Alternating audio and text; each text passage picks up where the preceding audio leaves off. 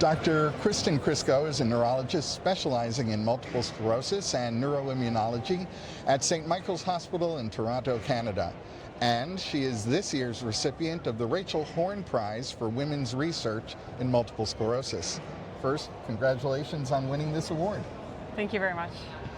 You've had an interest in women's health and pregnancy and MS for quite some time. You actually established a women's health and pregnancy MS clinical and research program at the Barlow MS Center at St. Michael's. What sparked your interest in women's health issues in MS? So I'm a neurologist, so I see patients with MS all the time, and I noticed a lot of people with MS were diagnosed at a young age and were asking about pregnancy and planning pregnancy. And as new medications started to become available, we questioned how can these be used in these women even if they're planning pregnancy. And I saw a number of women who were undertreated with their MS because they were trying to get pregnant or wanted to get pregnant in the future, and I thought it was really important to understand how to treat them more effectively during those reproductive years, and that led me to really be interested in studying this topic. Given the reality that women are almost 3 times more likely to develop MS than men, you'd think that understanding the connection between women's health issues and MS would be very old news, but it isn't, is it?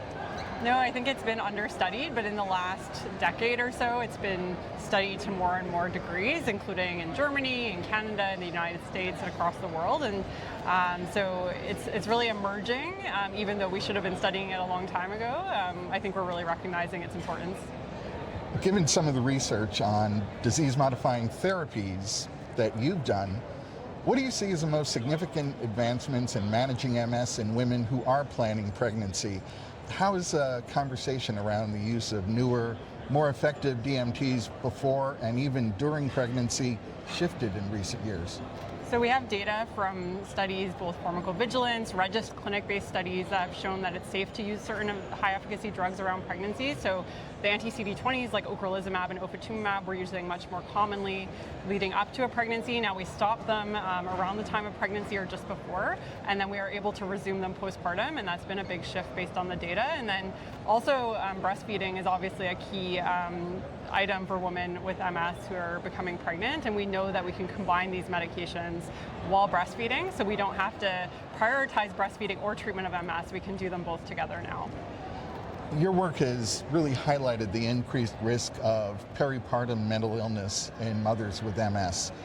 What are the unique challenges and contributing factors that women with MS face regarding their mental health during pregnancy and the postpartum period, and perhaps most importantly, what proactive steps and support systems do you believe are most important for these patients?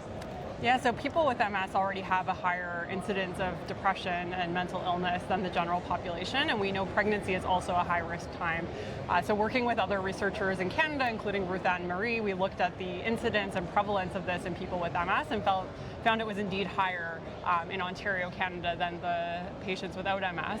And that's really important to know because we're not necessarily picking up all these women in the clinic.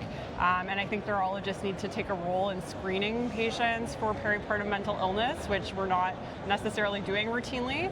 And then once we identify them, we need them to connect them with resources to manage that, whether it be through their obstetrical programs or psychiatrists we work with. We need to really find ways to treat it after identifying it. What do you believe are the most critical unanswered questions that future research needs to address to improve the care of women with MS, not only in relation to pregnancy, but across their entire lifespan? Yeah, so there's a lot been done on pregnancy. We still need to keep researching that, and as new drugs come out, we need to understand the safety of those new drugs, like the BTK inhibitors will be coming out probably eventually. We need to understand that, so that will continue. And then other areas of women's health, I think menopause is a really important time. Our patients are aging with MS and living longer than they were in the past in general in the population, and so we need to understand how to treat symptoms of menopause in patients with MS, understand the role of menopause in the progression of MS, and how potentially we can use hormone treatments to target the underlying disease. And this is really avenues just starting to be explored. Well, Dr. Kristen Krysko, I want to thank you for all you do to improve the lives of people who are living with MS. Thanks so much for taking a few minutes to talk with me today. Thank you very much. Bye. This Ekstrom's Extra Conversation has been made possible through a generous grant from Sanofi.